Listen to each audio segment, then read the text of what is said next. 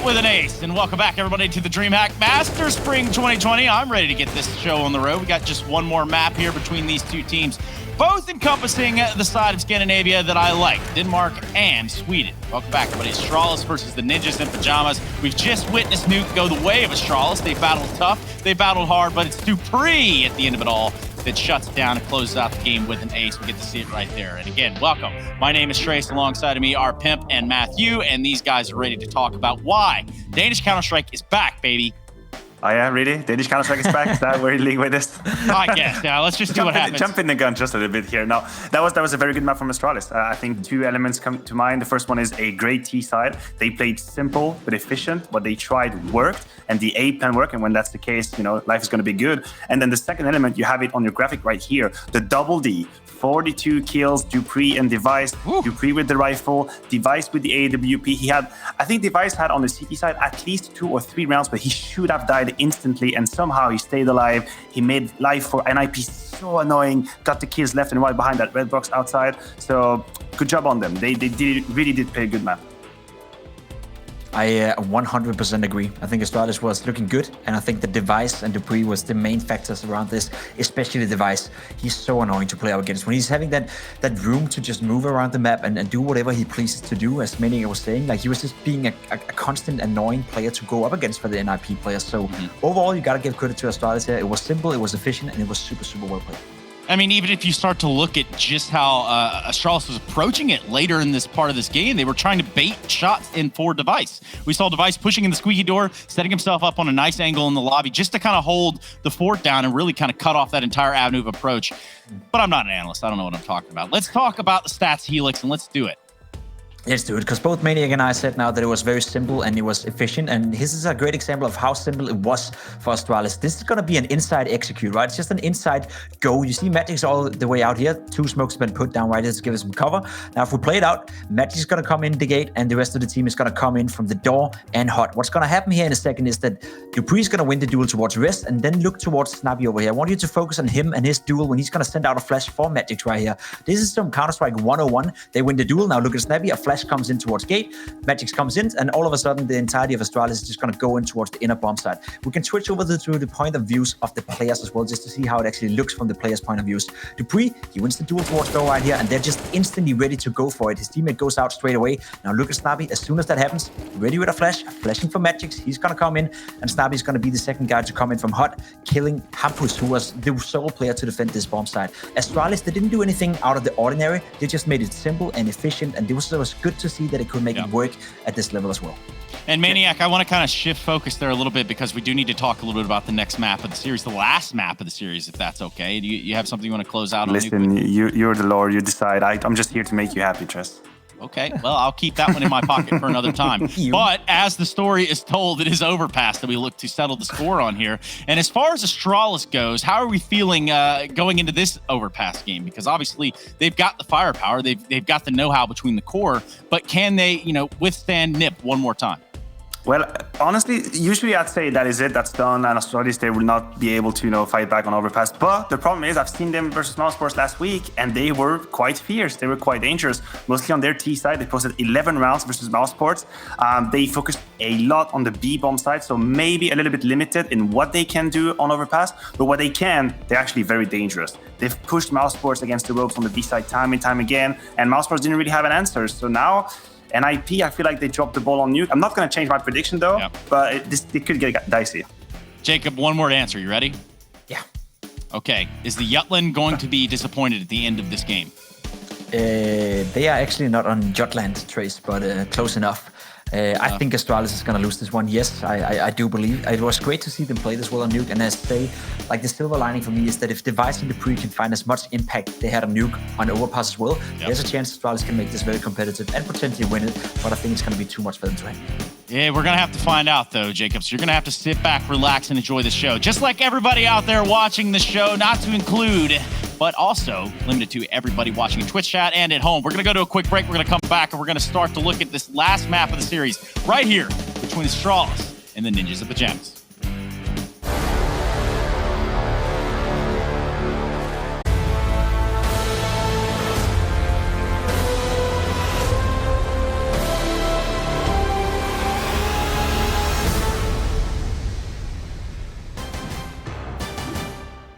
Overpass. We've gone the distance. We've gone to number 3, and it is NiP taking on Astralis for this series for elimination inside of the lower bracket playoffs for DreamHack Masters Spring 2020. I'm Hugo. Joining me is Harry. And are you ready for this third map, buddy?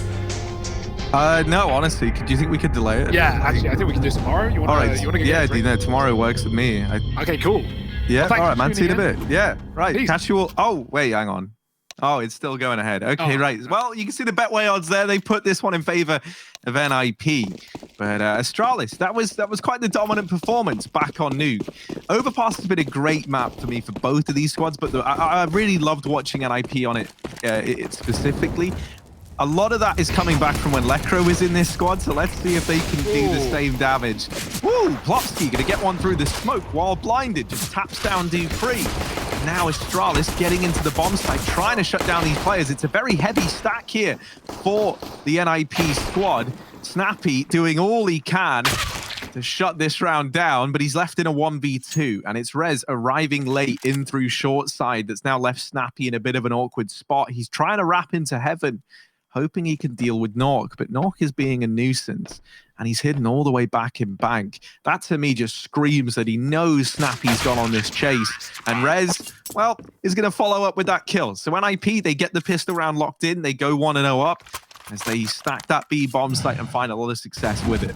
Yeah, that looked like he could have gone very bad with that Molotov landing for Astralis, right? Plopsky's hiding, and there's a double barrel setup, but Twister's a smoke, and Plopsky's just waiting. I imagine he's calling, please smoke it, please smoke it. And Twister's like, yeah, man, I'm coming, I'm smoking, I'll do it. But the entire time, they're burning out, and then the smoke lands, but by that point, NiP had already peeled away from the barrels because they had like 40 health.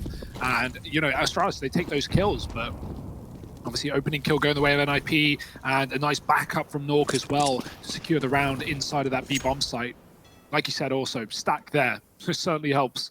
And now Astralis on an eco. No bomb plant, no problem. Not for Snappy. He gets a 1 Deegan middle and drops the only M4 in this round. It's 4 MP9, so this can get out of hand very quickly. Magist picks it up, and Twist puts him down. Magisto trading. The grenade will rid him of this round, but there's another man there with a weapon, there with a plan. Dupree with one Plopsky. Ballsy jump up there, but it works wonders, and he finds 3 in the round, maybe a 4th to follow.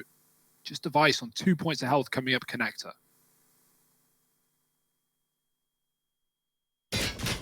Oh, and they know.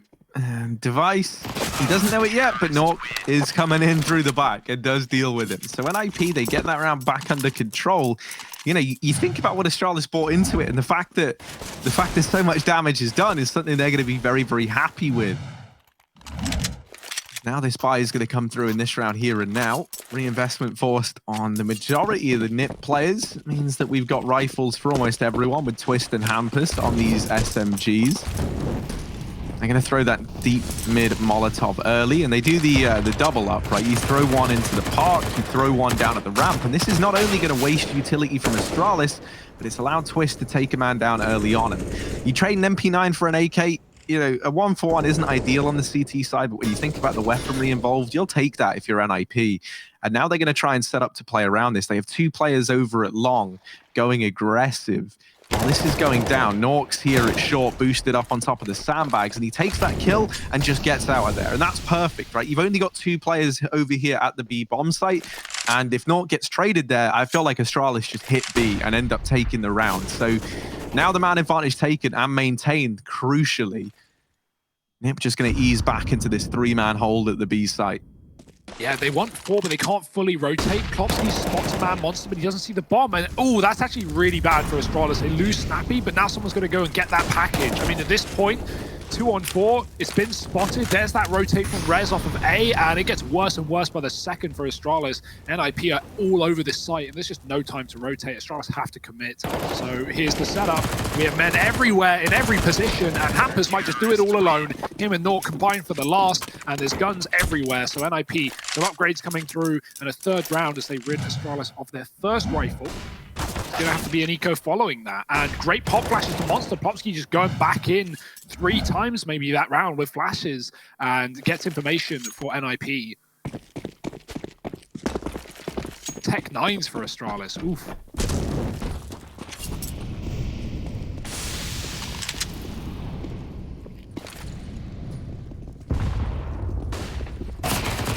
Oh, This is maybe the killing spree for Twist. MP9 runs out of ammo, and oh dear. Okay, Device, Snappy, and Magis all get a kill within a millisecond of one another. Somehow, some way, this round, the Astralis shouldn't have really had much stake, and it's come down to a favorable situation for them. They retrieved M4s. They have themselves the man advantage. Hampus is going to try and hold down the A site, but on that peak, he gets brought down low, and now they're closing the distance. He can't hold his ground, and this leaves Nork in a 1v3. Just is pushing him. That's given a chance to Nork to get back in this round, but he's taken significant damage from the fight. Oh, the bait shots coming through. Snappy has crossed, and Nork is so ready for this engagement. Oh dear, very, very tight angle. He's got the info, but he's trapped between two. He knows that Device has got to be somewhere around the toilets. He's made the read with the tap, but Device is going to clear this position and tell his teammate not to move. It's got to be a stick, or it's got to be a kill. Nork needs either. He won't get neither. It's Device shutting down the round, and Astralis do pick it up on the pistols. That's obscene. I mean, yeah, really, I can't tell you how that happened, Harry, because like you said, 3 kills in an instant, like out of nowhere. And yeah, it's a player in connector, a player coming from B short, one more in middle. The pistols work wonders for Astralis in a round they really shouldn't have. And look at what that's done to NiP's money here. No Molotovs in the 5th round, no kits, no AWP.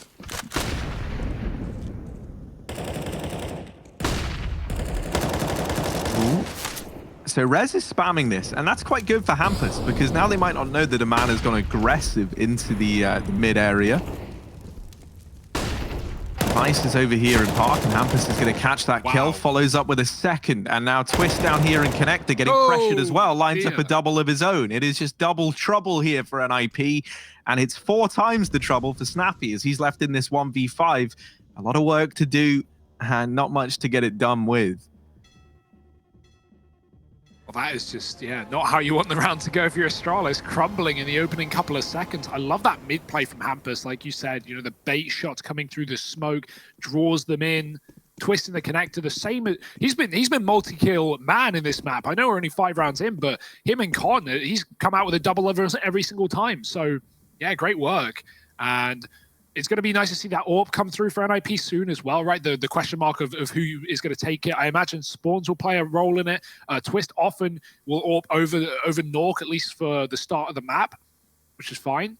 And, you know, money isn't there for Astralis right now. So NiP are going to have it first. Snappy, I guess, is just saving here. What else can he really do? He's picked up the bomb, but really with no intention of using it. More of a pacifist in this round. And NiP, it's their, you know, they're in the lead, but they only just scraped together 5 rifles in this round. If they want everything, including the util, it's important to keep all these players alive. So they're going to hunt in, you know, safe map control, but they're not going to go pushing into T-spawn here. You see the upgrades come through, AKs are saved, and yeah, players with full health, they're going to be able to upgrade head armor if they want, buy utility, buy kits. So all is good for NiP right now. And for Astralis, their money is a bit skew. If we got Device on 6K, we got others on 2K. So yeah, probably just splitting the cash and trying to divert, or divide rather, their funds.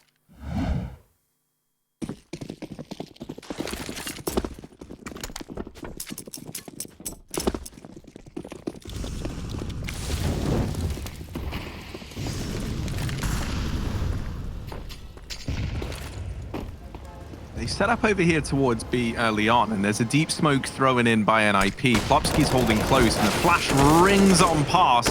Hampus is here to trade and keep things even. Now, doesn't want to overextend. He's been able to keep NiP in the man advantage in this 4-on-3, and the flashes have been good to bail him out. Astralis, any momentum they had has just been ruined. Like, they're trying to push in, and they've just been full-weighted, what, 3 or 4 times in a row on that push. And so eventually, someone makes the call, like, all right, I think we just abandoned it at this point. It's a little clear what's going on, don't you think? And so now they have to slow it right down, a man down as well.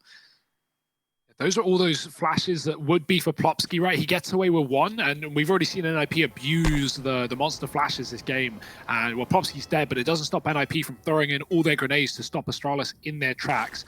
And you'll see, look at, I love this gamble. Like, again, NiP leaning towards B with 3 players. It's such a good call.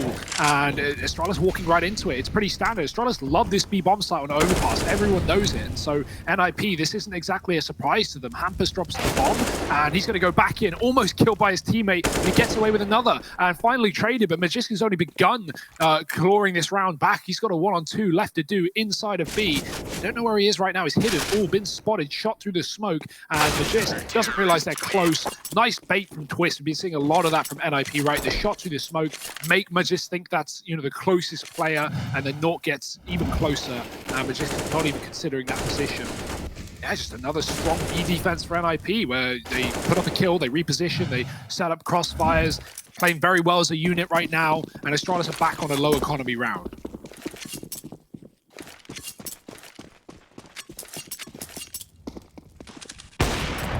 Whoa, there it is. We were waiting for it, Harry. Yeah, we didn't have to wait long. And Twist now ringing out with that kill on the back of the AWP. Well, what does it mean now that he's got the AWP? And that means that maybe Connector's a little bit more clear. This is where he's been leaning a lot when he's had these rifles. And so Astralis, they are going to get this Connector control. They're sat a man down. And Twist's AWP is holding the angle over here towards short from inside the site. So this map control given over by design for NiP. They're almost saying to Astralis, look, if you want to come for the A site, you can, but we are going to be here. We are ready for it. Twist waiting patiently.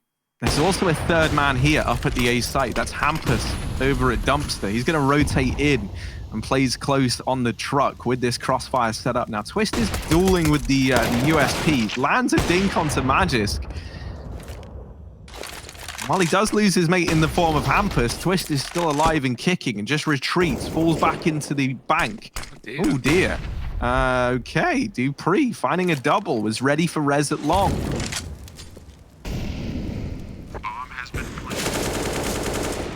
Oh, the molly's good, and Plopsky's going to swing, finding that close player. He should never win that fight, but oh no, Plopsky, that is not allowed. He gets both kills in engagements that really should not be his. Snappy was low anyway. That's, you know, certainly doesn't help him, but yeah, Plopsky jumping on the truck, finishing off the last.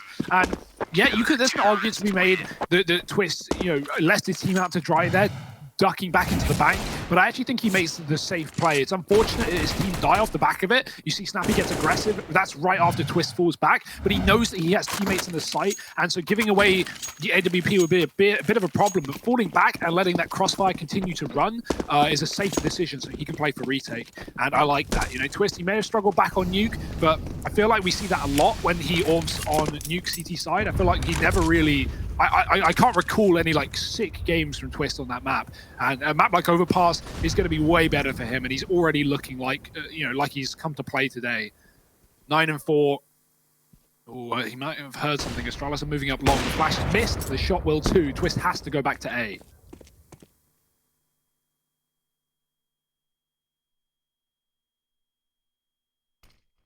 When Dupree's already wrapping close over here in the toilets, Rez has just missed the timing as well to get this information. He's holding on to the bottom of Con because Snappy has just put that smoke in to the choke point. Rez going to catch the timing to deal with Dupree, and as Magisk went for the trade, Twist has his back. This crossfire lays waste to the push out in mid. Snappy is going to remove one. That's Plopsky going aggressive in through Monster. And so NiP has sent a bit of a stern reminder not to overextend too heavily in this round. We're still dueling, still taking these fights at short, but he will back on out over here into the A site. Now joining up with old mate Hampus. And they're just going to play this one with the man advantage. They're going to play the numbers game and wait for Astralis to come to them. Yeah, you're definitely right when you talk about Plopsky and his aggression, right? NiP want the info, they want to know where this is going, and they already thought it was A, but that kill has left two players at lower, which is so good for Astralis. They have a favored trade into this site, but they need the first kill, and that will not present itself. Hampus swings, dropping a second, Snappy alone, and at this point, those rotates are already in. Rez on the flank, and he was B short the entire time, giving him a very quick rotation up Con. That's a good setup for NiP, right? You know, I love it when that's something that you'll see Astralis do a lot with like Dupree and Con. You know, they let those mid players pass. Rez hides, and Twist is the only one essentially fighting solo A, right? While Rez watches Connector, and then you know Twist draws them in. Rez waits till they go divider or toilets, and he pops out behind and gets a kill. Stalls for ages. Happy birthday to Snappy though. Did not know that. Hopefully he can get a W on his birthday. That's always nice, but right now things aren't looking too good.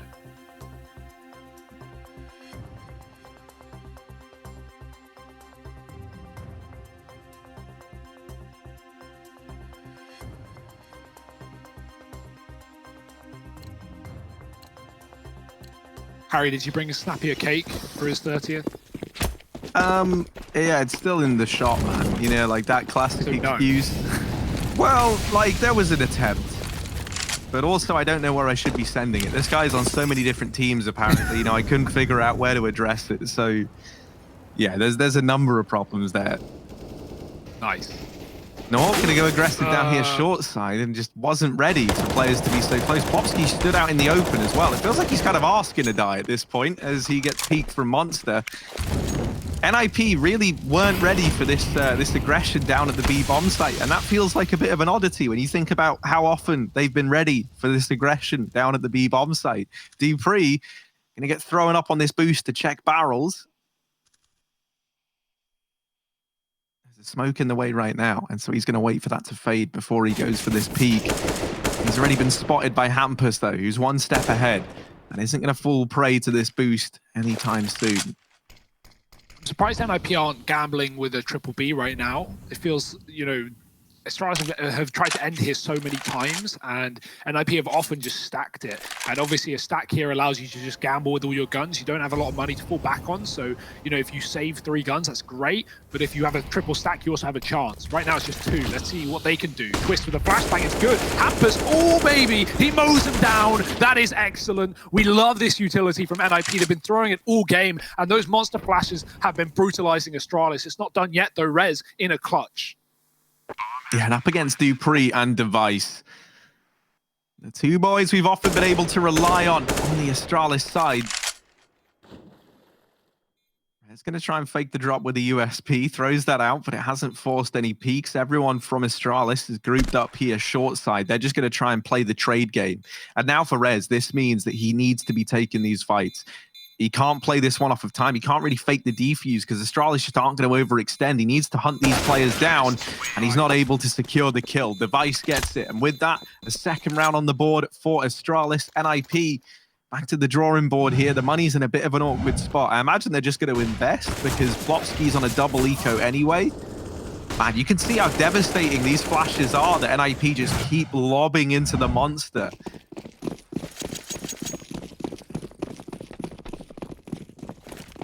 That could be the building block. That could be Astralis starting off now on this T side. They've been a very slow, very quiet to begin this map.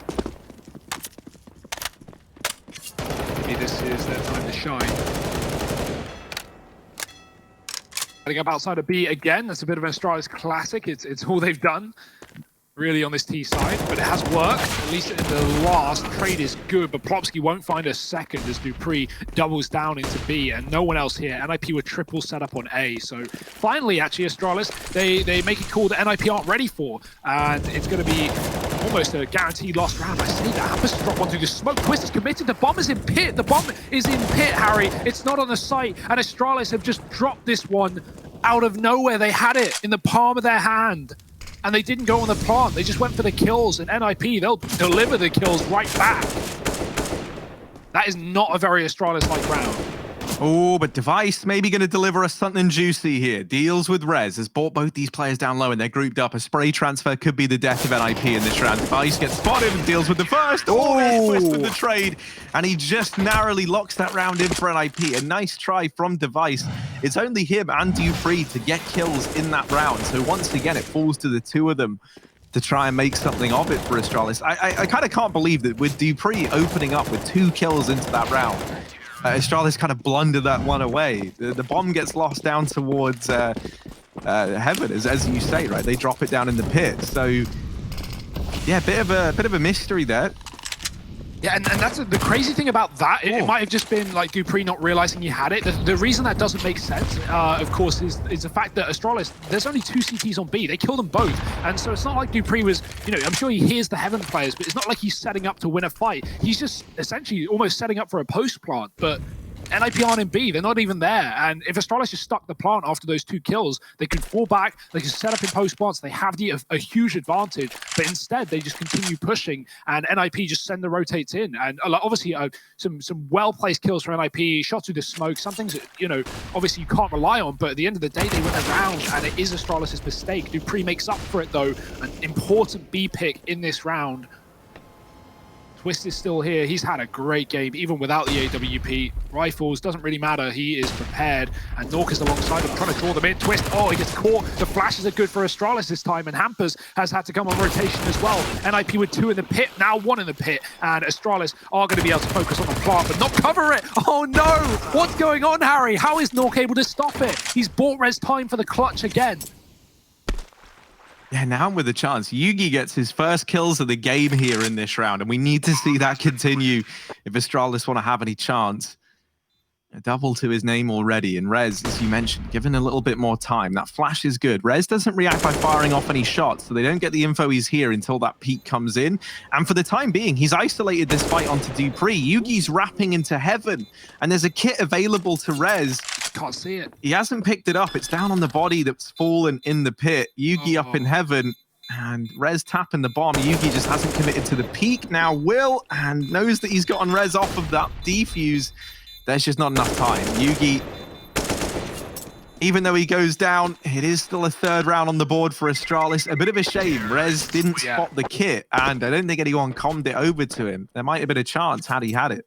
That is definitely it, right? Like, you know, you don't want to lay blame on anyone, but if Rez is there and he needs a kit and you had a kit and you died, like, a bare minimum, someone should be calling, like, kit on my body right in front of you. You know, obviously they can't see it. As you said, it's hidden in the body. We have X-ray. We know he doesn't. And I think that X-ray has really, you know, helped us out in contextualizing a lot of these close clutches and lack of information the teams have had, and how hard it can be to win a round like that. Like, Rez, he's not thinking about the kit, he's thinking about the kill. And unfortunately, Yugi won't give it to him until it's too late.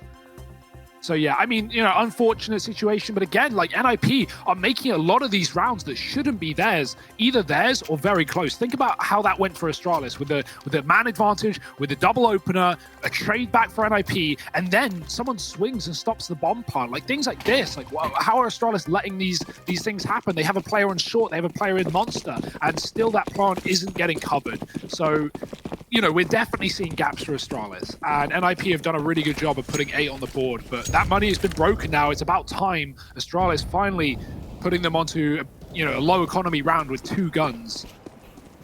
But they've got a kit here this time at least.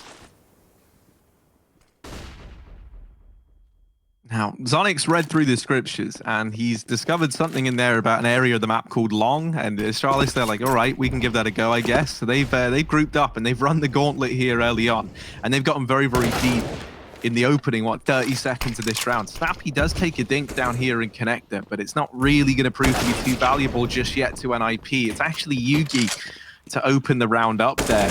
And Device looking to get stuck in. A fast 2nd kill into the A bomb site, and that spurred Astralis on.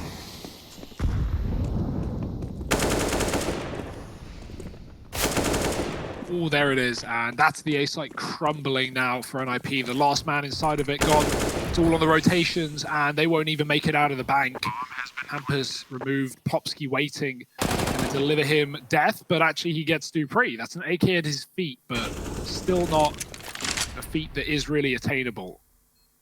Astralis, they've already started to send lurks out to cut him off, Harry. They are so confident in Yugi on this site that Device, Snappy, and Magisk have left. Like, dangerous. And to be fair, Device is still somewhat hanging around, but yeah, there's no one here to capitalize on it. Plopsky, there's a kit in front of him again, but it's not like he's going to be able to get this defuse off with Yugi in the site. And Astralis are just going to win it from time. Plopsky will save. Might even go in for that kit there as well. This time he can't see it, and actually it gets delivered to him. The bomb blows it right to his feet, so maybe a sign from the universe, a sign from Gaben, the NiP, they need these diffusers. 8-4 though, Astralis are coming back alive. That's their first 2 rounds in a row all game. So let's see how many more they can get near the end of the half. They've broken NiP well and truly now. It's no longer a force with a couple of deagles. It's down to flat USPs. Plopsky has to be the hero of this round.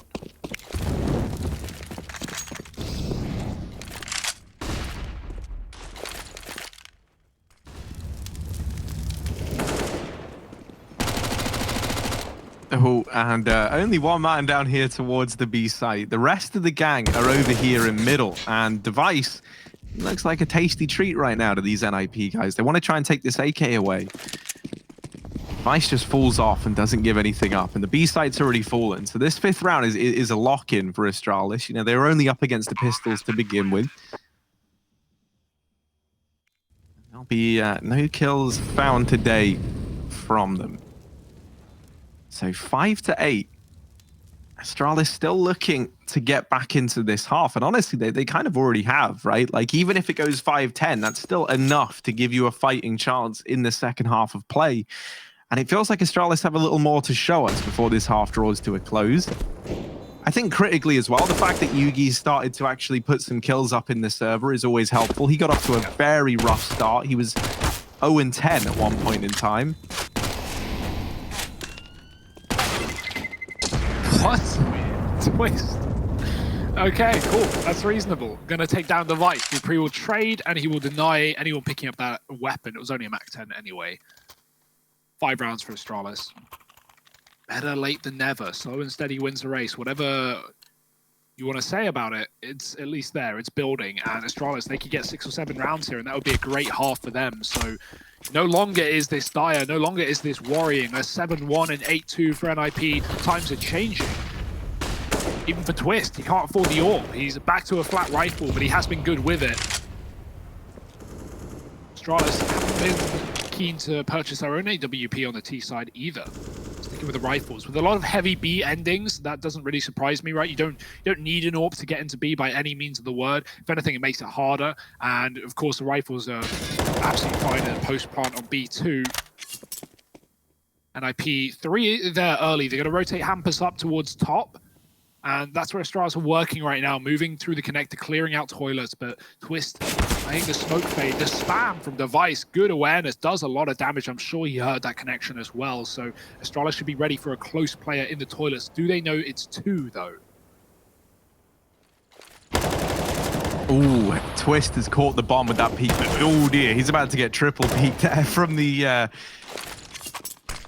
out of toilets. Rez falling back, gets himself out of harm's way, and that's definitely the safe decision to make. From here, he can fall back into a bit of a crossfire with Hampus between Dicebox and Trug.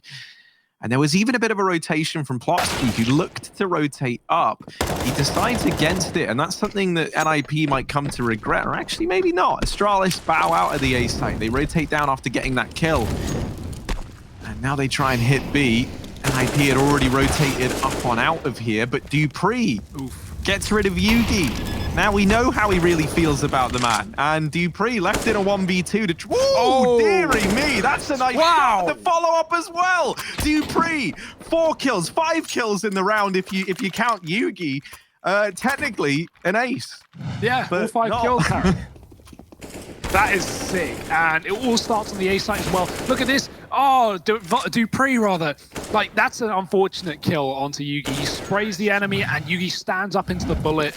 Dear, oh dear, that would have been awful if Astralis lost the round, but dupreeh makes up for it. Swift one tap and a closer to put Astralis on 8. It's all under control. It's all by design. What an excellent play from dupreeh. And these are the individuals that save Astralis in these kind of games, right? Like, we know the level of these players. They're not just #1, or they weren't just #1 because, you know, they had such a good game plan. Although that was true, the individuals are well and truly there for Astralis. And, you know, dupreeh, Device, Magist, these guys saving Astralis in this game. Oh, Snappy, he wants to join the fray too, and he'll find an opening pick down on B, finding Hampus very early on. That's the first time NiP haven't flashed that peak in a while, and they're going to pay for it.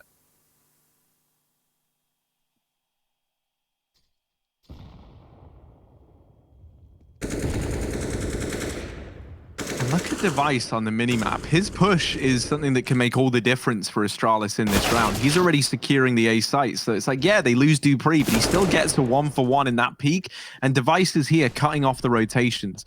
Twist now has to do a hell of a lot, and you can catch Yugi rotating up through the connector, but there's players all around him. There's another man in con, there's a player in toilet, the Magist swinging out.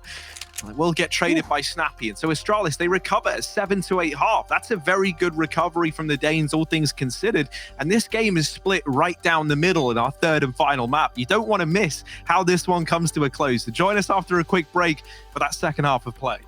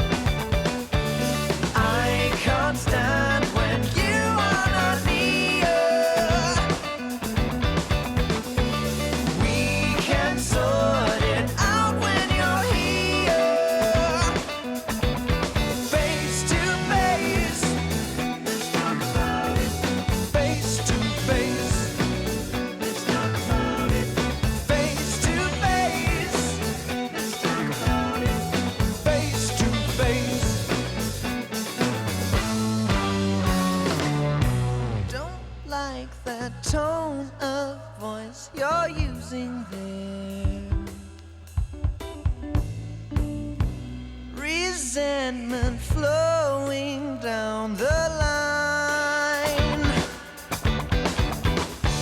I can't stand when you are not near. We can sort it out when you're here. Face to face. Let's talk about it.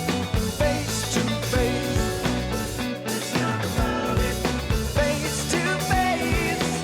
Let's talk about it. Face to face.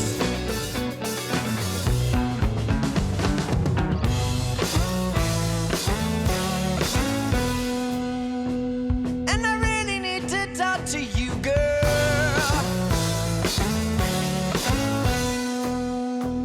And we really need to make this happen.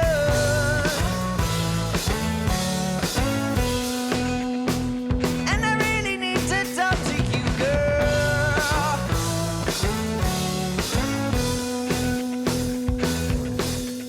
Face to face. Let's talk about it. Face to face. Let's talk about it. Face to face. Let's talk about it. And I really need to talk to you, girl. Let's talk about it.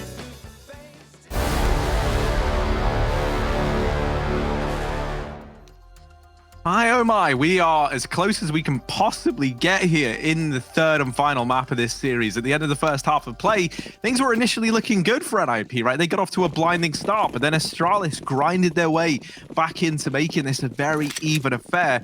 Moving into this second half, Astralis, oh, they've already lost Device in the opening 20 seconds of this round, but they respond with one of their own. Magisk up on this boost, going to dispatch of Nork, and this allows dupreeh and Yugi to go aggressive. They get the information that B looks clear, and so Astralis is going to preemptively rotate players up towards this A bomb site. dupreeh continues on his push all the way through B. And this is going to allow for a bit more of a heavier lead. Hampus again with the P250, a second kill in this round as he's just one-tap 2 players out of existence. Yugi comes in with one of his own. Immediately, the trades are always coming through for Astralis.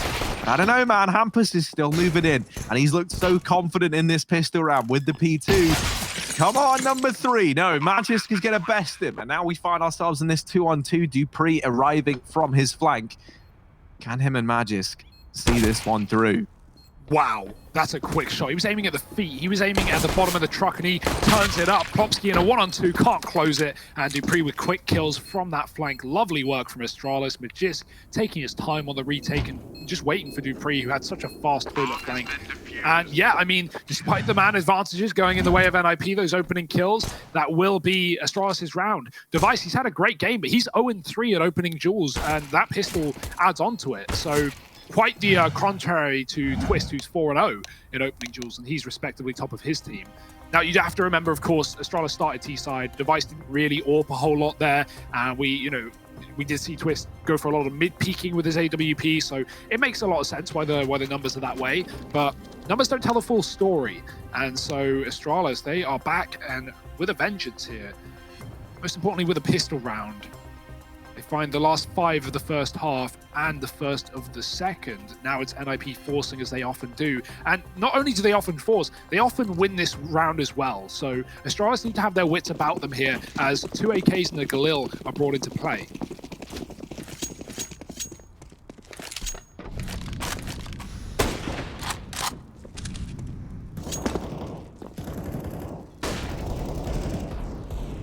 We get to see a duel early on in Connector.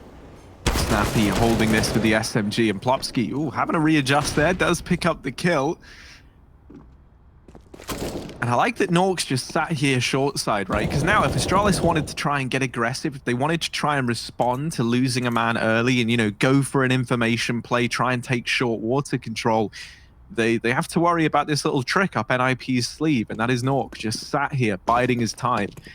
Over towards long, dupreeh is currently over here in long corner, playing a bit of a bait and switch setup with Device. But this whole play hinges on Device being the first man to make contact and draw the attention of NiP in towards this A site. And if he's able to do that, maybe they're not ready for dupreeh up close. Oh, Dupree's going to be forced. He's going to swing here, and now he's trapped, Harry. Now he has to fight for his life.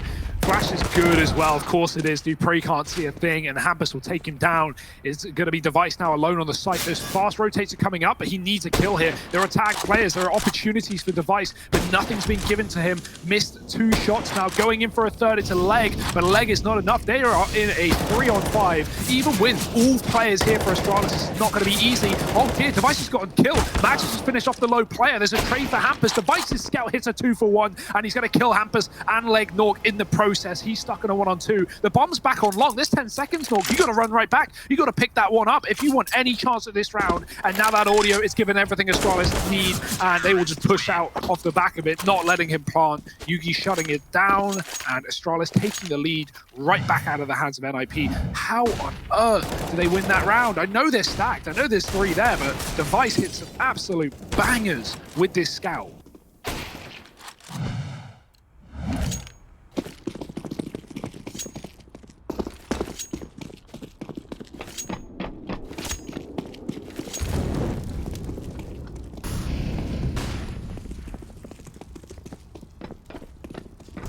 Well, Dupree doesn't know it, but he might be in for a bit of danger in this round. Players get out through top connector, but Dupree is just about dodged the danger that was presented in this round. Now, it is only these pistols for NiP, so we're not expecting too much to go their way. That's not to say it's impossible. Dupree holding on to the toilets, playing a little bit close, playing with fire perhaps, as 3 players reside on the other side of this divider. Dupree lining up this crossfire with Device, and that's going to work to devastating effect. Now, all this has gone on. Magisk has pushed through B, gets the information that this side of the map is clear, and that's allowed for a 4-man A presence from Astralis. There was never a hope for NiP in this round as a result, and they'll get that 10th on the board nice and convincing. They keep 5 alive. They don't really sustain anything worth mentioning. They throw some utility, but that's about it in terms of the expenses there for Astralis. NiP finally coming back in with an investment, and hopefully we maybe even get to see an AWP in the hands of Twist, but not just yet. The money isn't there for NiP. And neither is Magic's pistol, but hopefully that won't be an issue in this round. Got a triple B setup for Astralis early on. NiP have the short water area, beating the Molotov actually there. That's funny. I don't think that should be happening. Even with a fast spawn, Astralis should get that down first. If anything, they've got to retake this area. Nice molly is going to push them out into the open with a boost combined. Snappy could do a lot, but he realizes, he jumps and he sees that Nork is watching it and makes the right call not to commit there. If he does, he's likely dead. Only a headshot angle for NiP, so as long as they hit the shot, it's a guaranteed kill. And Snappy wants nothing to do with that. Going to keep his SMG moving towards Monster. Can always be flashed for a fight later on. Just is here with a couple of those grenades. NiP, they just want the B bomb site, and that's all they've really focused on all round. So Astralis have actually begun a 2nd-man rotation down. Device actually reconsiders and will hang around with Dupree on A, but I imagine that will change very soon as NiP set full util into this B site. Oh yeah, the Molotov forces Yugi out into the open, and Rez, while blind, is able to deal with another. Magisk falls shortly thereafter, and this B site belongs to NiP. Device arriving, but the flash keep him off the angle for a moment. Smoke down at short, and Device isn't being given anything here by NiP. He's waiting for Dupree, and Dupree's already backing out of this round. He's already looking to save, so Astralis aren't even going to give this one a go. Actually, I say that. They're sending Dupree all the way back through T-spawn. It feels like with how long they've left it, this is just going to be a save, and they're waiting to try and take these players down on the exit. And, you know, this is pretty typical for Astralis, especially when they have these leads. They do like to just play things safe and play by the numbers. They're looking for the long game, and they were hoping to do some economic damage there as NiP left the bomb site, but only getting 1 kill and losing Dupree in the process maybe doesn't feel incredibly worth it for Astralis. They're going to be buying anyway, but they would have loved to have had Dupree dropping a gun over and bringing that much more utility into the round as a result. Yeah, we know Astralis love these B executes on the T side. They showed us a lot of that in the first half, but NiP do that as well, and they have really, really good utility in that round. They molly barrel, they molly the close monster position, which was such an annoying position. The NiP played all first half, and Astralis couldn't really deal with it. So it's good to see NiP, you know, countering the spots that they know are viable and that they know Astralis are going to run. So good Molotovs, more flashes to follow, and they just keep Astralis out of the sight. The save provides a buy, and Yugi is going to make it worthwhile, dropping the first man in. But this is a commitment. NiP, they're not messing around. They're not playing no games, but maybe they should have been, because Astralis are already here with 4. Finding those first 2 kills is going to be quite the hole that NiP have to dig themselves out of. Again, the good utility landing towards the barrels in the pit, denying Astralis position in the site. But NiP, they're not really focused on plant. They probably want the kills here. They haven't got a frag to their name yet. Finally, Popsky with 1, but it's traded onto Twist, double down for Magist, and he's done damage to the third. The Snappy will snap away. Astralis, 11 rounds on the CT side. Another strong B defense. They make up for it after losing the last. And NiP going in very early, basically a contact play. They knew Astralis didn't have utility, so that's probably the reason that NiP wanted to go so fast. But if anything, that's a 2-for-1, or it's a double-edged sword, because you know they don't have utility. So what have they got? Rifles, and that's all Astralis are relying on, winning their fights. And boy, they win every single one. 11-9, and attack pause for NiP.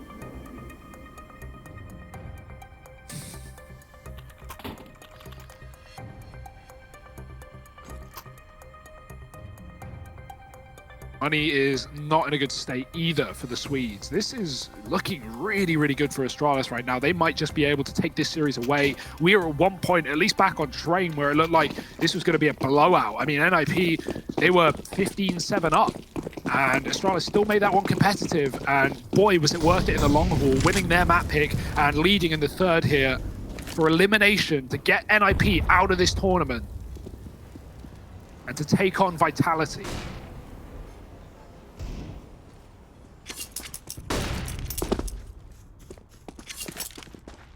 Oh, did Twist see that? Yeah, he has now. Device is able to escape from that. He's not keen on sticking around. I can't say I blame him. Oh, he hides. He hides in this little cubby. And with Dupree and Snappy both challenging from inside the site, they might not know Device is here. He's also dropped this smoke, but it's got a gap on the left-hand side. Now, NiP are going to throw a smoke of their own and start to push on in. So this long area is a very weird one indeed. There's 2 players on the other side of these smokes. And Twist and Plopsky are more than ready for it. They spam the smoke, they find the kills, and now they're going to hold down the bank. Twist going aggressive, armed with only his Deagle, looking to get stuck in. For Magisk and Yugi, this might just have to be the save. Which is a bit of a shame, considering this was only a partial investment from NiP with a goal of buying up in this follow-up round. Yugi's still hanging about, trying to make this, trying to pad those stats of, you know, deny any of these weapons being saved.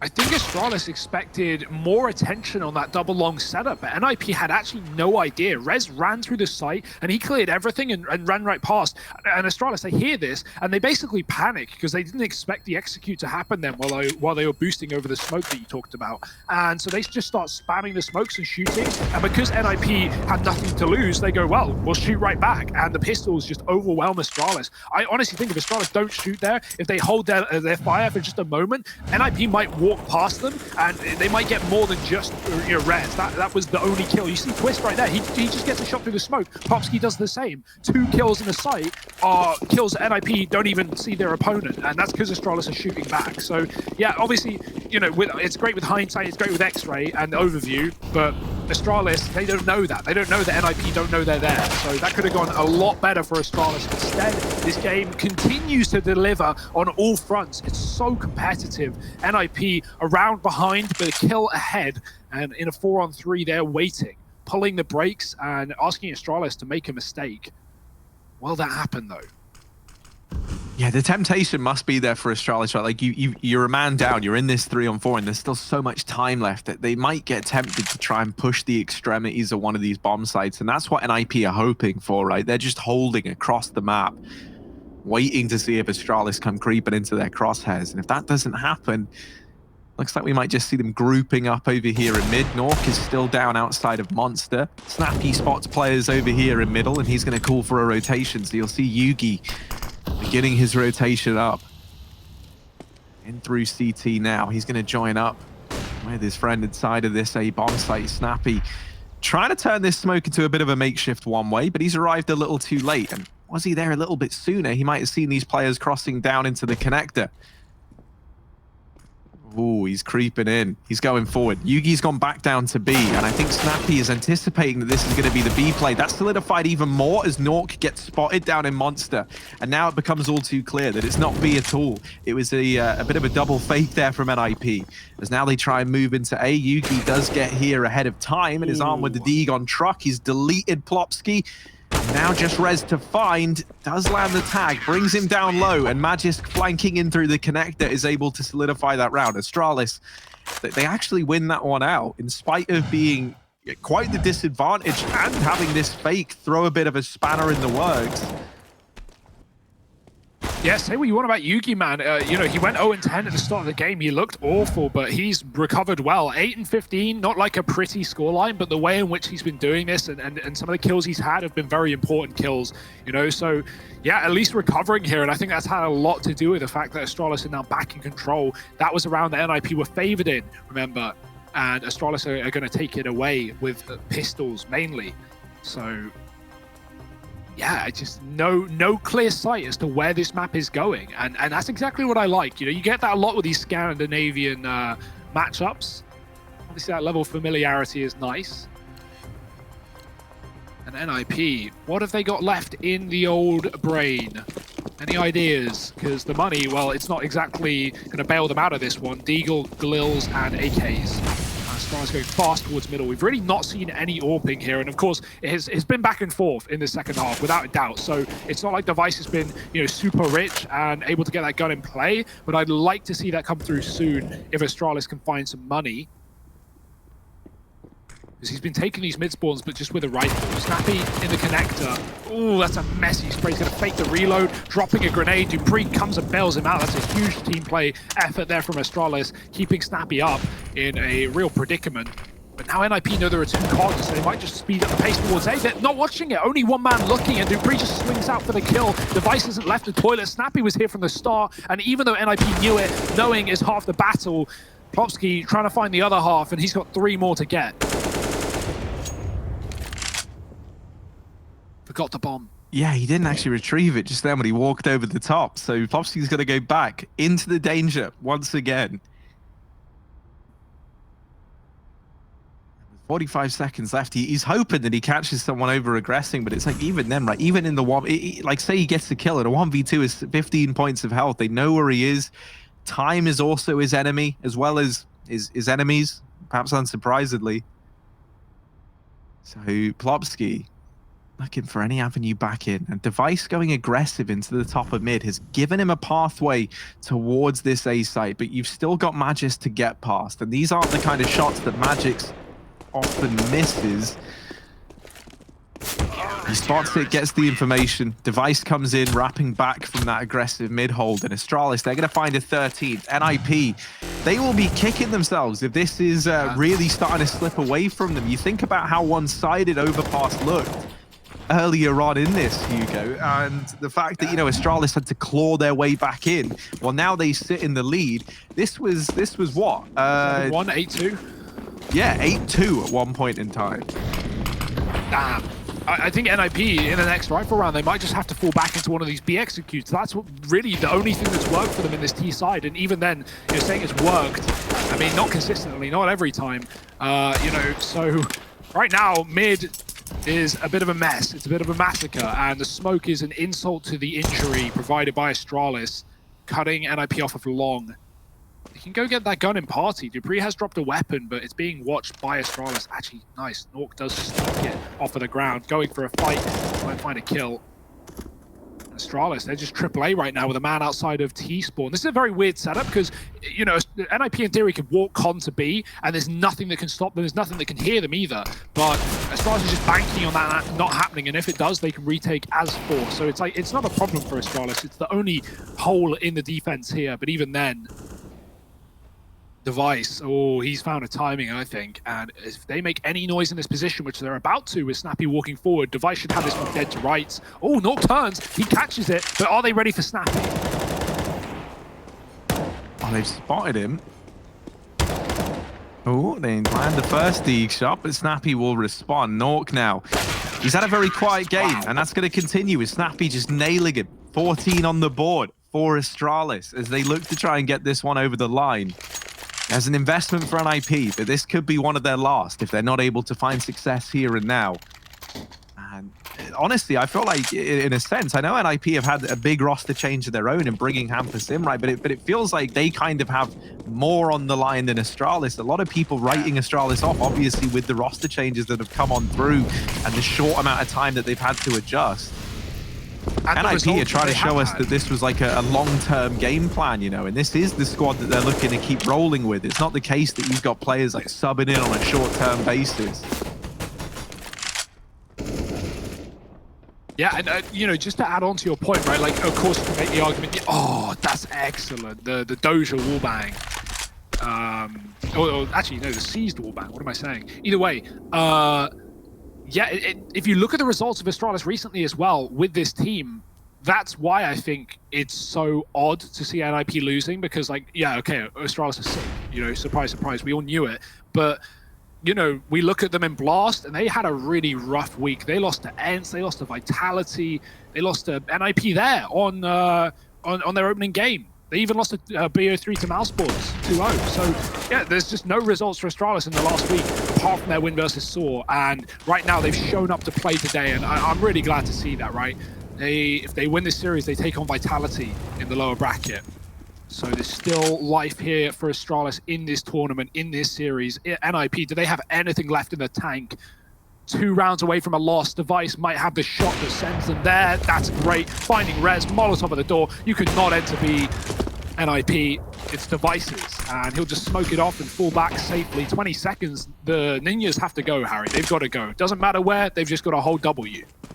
Yeah, they're going to try and run the gauntlet into A. 10 seconds left. This bomb has to come down. And with 2 players here, Snappy and Magisk have both set up and are ready for this. They lock it in. It's map and series point now for Astralis. 15-10 NiP with no bomb plant presenting itself. The money isn't even in a good spot either, right? It's not like one of these situations where you can look at it and go, well, at least they've got full buys, right? At least they've got everything they need, because they really don't. Like, you look at this round, there is next to no utility on the NiP side. They are very much relying on winning these fights, and that's not something they've really been able to do reliably here on this T side at all.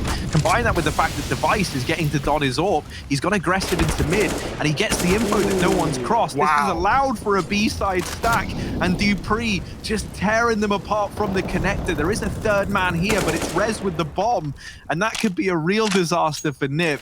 dupreeh never spots it. He never sees this man up close, but I think Snappy did, jump peeking for the info. dupreeh still fighting. Is this another one where dupreeh's able to just single-handedly close this last round out? He's done a lot. He's gotten 3, and now it falls to Twist to try and get 3 or 4 of his own, I guess, if NiP want to keep themselves in this game. He's going to take a very lengthy rotation, 1v2, and all the time in the world, but that's the only friend he has right now. Ooh, Device is going to hear this. Device has heard him rotating. Ooh, but Twist playing the mind games, and Device on the angle. Oh no, the quick switch. It couldn't be worse timed. He gets the kill anyway. And a 1v1 now for Twist. An AWP in hand, his weapon of choice. 3 points of health.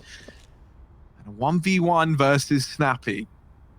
Yeah, Snappy is just, you know, rolling the dice at this point, right? He doesn't want to move. And, you know, as a CT in a position like this, you know, obviously it's the wrong call, but I think Snappy makes the right call by not moving. You don't want to be caught on rotation as Twist picks his site, because at the end of the day, you know, it is 50-50 to a degree. Snappy, unfortunately, the problem with this position is it's so far away from A that he won't be able to, like, walk through CT. He's just going to have to run. And now he knows. 10 seconds, he's not seen anyone. It's got to be A. There's the plant to guarantee it. And Snappy's going to run on the flank. This is a better idea than going CT. It's very loud if you go up those stairs. And Snappy, oh, is he making noise? Does Twist know? I think he does. He's heard everything. Twist is in the reposition. Snappy's not going to check it. And that is the clutch. Twist showing up here, man. He's looking good.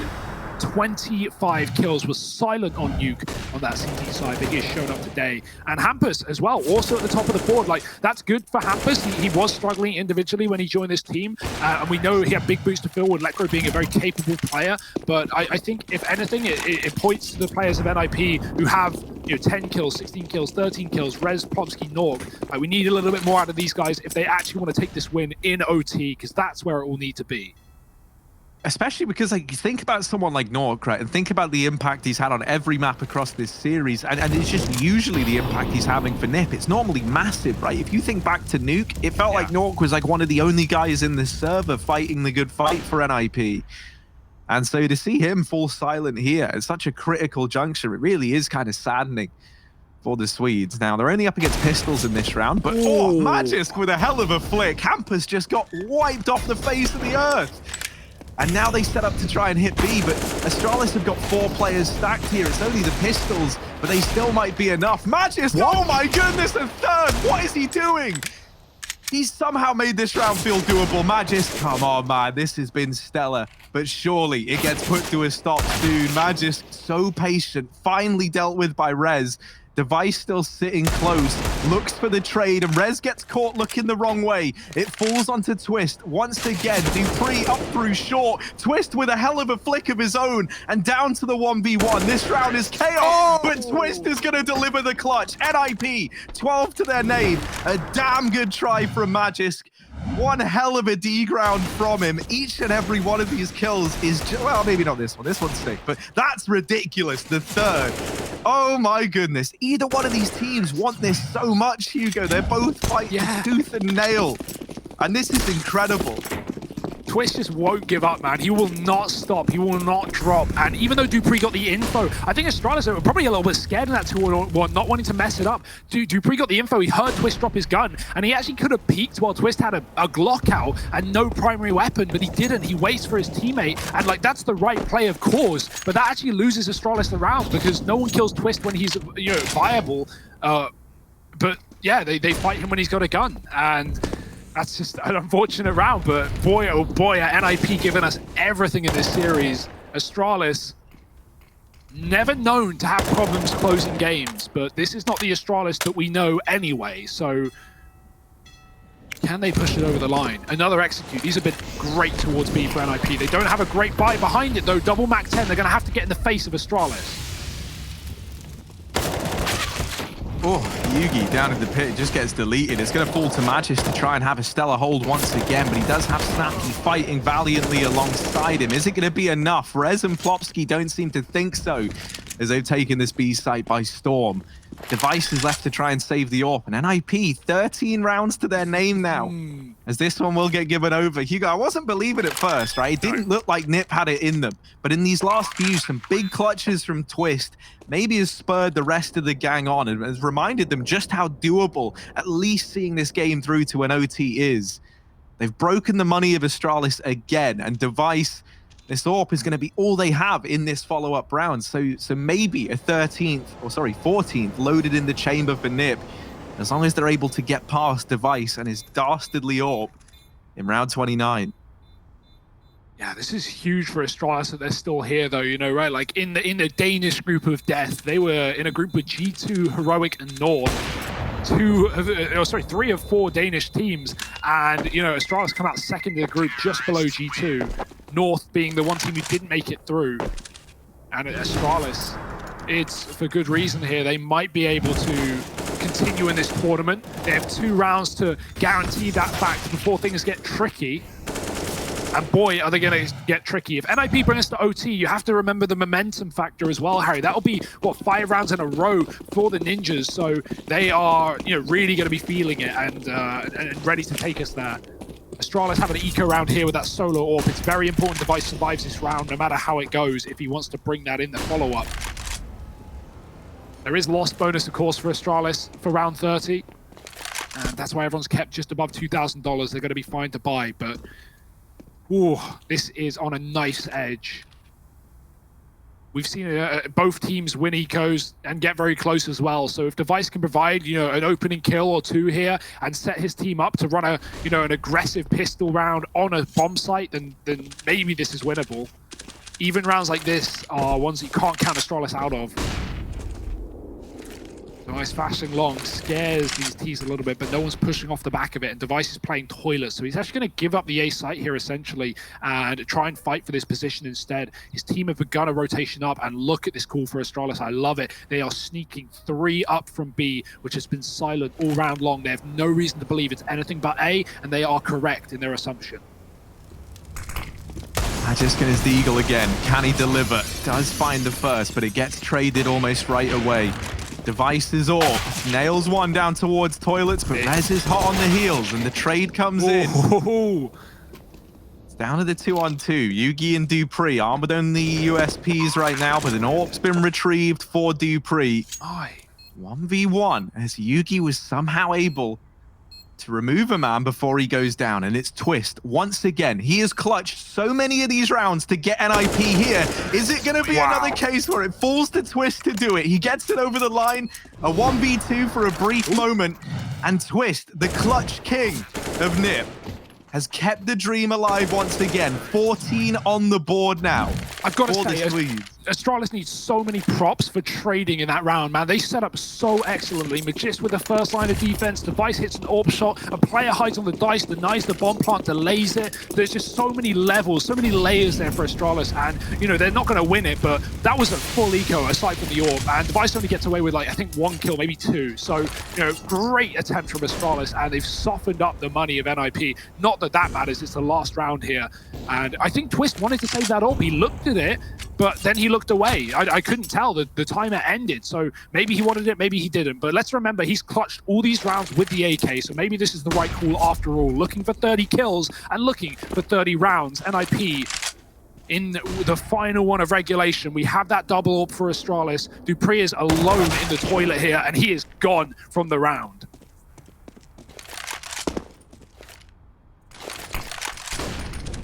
Vice going to try and get this trade, sets himself up over towards short, and is very aggressive in his nature in this round. Doesn't have armor, that's something to bear in mind. The aim punch could wreck him here. 3 players at long for NiP. And 2 meandering their way in through the toilets. Vice has bypassed the toilet twos, but Magis gets dropped back in the site, and Device gets blindsided, caught out of the divider. Yugi and Snappy left in this retake, now just Yugi. And I feel like, you know, we never get to see Yugi donning this AWP. Show us why this man can sometimes don this. Tries to land the no-scope, and it just doesn't. There we go. Plopsky gets deleted, but still 4 players to find for Yugi. Talk about a trial by fire. Hampus is going to get rid of him. And we're going to overtime, Hugo. 15-15, NiP. Really, it feels like on the back of Twist's clutches, have been able to get to overtime. And now they're looking to try and make their way back into this series yet. Yeah, undoubtedly Twist. Without his 3, I think two in a row, and their third separated by a round. Without those clutches, this game is done. It's already over. Astralis have had 15 for some time. That's a 5-round comeback from 15-10 for NiP. They're going to take it the distance, and my, oh my, this has been an excellent game to think this is for elimination as well, for all the marbles. And they just don't want to let go.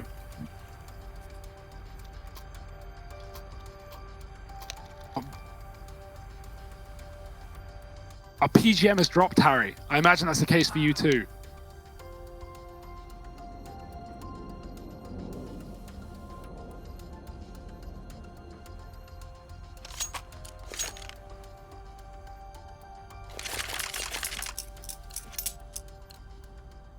Russell, can you hear me? Yes. Okay, that's something. I can. I tried to find the other program feed, Hugo, but we don't have it right now. So maybe there's something cool going on. Ah, there it is. I think it's back. Okay. Wow. Okay, yeah, it's like we all said, right? Yeah. Like it's a great game, and we don't want to miss it. But sometimes you got to miss some of it. Let's see Yugi. He's not missing right now. He shuts down Nork and the push down towards this B site. Yugi for the barrels as the player gotten past him. He doesn't know that, so concealed in Yugi's smoke is Hampus. And he's gone completely silent, just waiting. So patient. Drops Yugi. Can he follow up? He kind of needs to, and he doesn't. Magisk dealing with him. Keeps it in the advantage of Astralis. Device snuffs out another. Rez falls, and Plopsky shortly thereafter. It's all onto Twist again, but this time a 1v4. Surely this is asking too much from him. A little more unrealistic this time. He's even being flanked as well. As a timer on this play, and he needs to move. He's already spotted Magist. That's going to keep him here, not for his best interest. Device on the wraparound with a double, and there's a double orb to be saved as well. Device shoots it off into the atmosphere, but it's not a worry for Astralis, right? 16k. We're not playing that major rule set. We have real overtime money, and luckily enough, they can buy orbs until the cows come home. Astralis finding the first of OT. That's huge as well, Harry. Think about how this is a 5-round comeback for NiP with the momentum in their favor, with a good T side, and they lose the opener. Astralis realizing it's not done until it's done. If there were any team to know that, it would be these guys. Dupree, what a fast play out mid. I don't think Rez has heard it either. Flash is good, but no one's going to capitalize, and Rez doesn't want to swing this tight corner anyway. Dupree might go aggressive. Twist.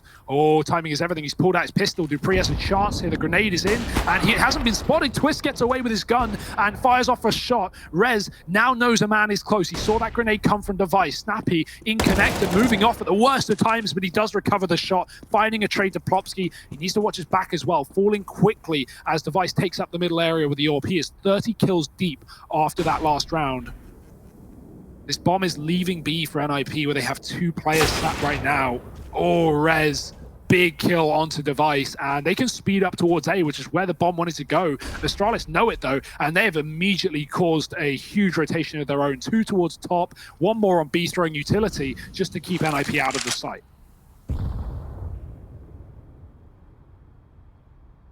Snappy's often look good in these like very important pivotal anchor moments where he's got to hold the sight down, and this is very much one of them. Players coming his way, and Nork bests him right away. Magist now, it's his turn to try step up, and oh, step up he shall. He's gotten a double. Rez comes in with the trade, and it's left onto Yugi. Once again, he's donning this orb. He needs to show us why now more than ever in this 1v2.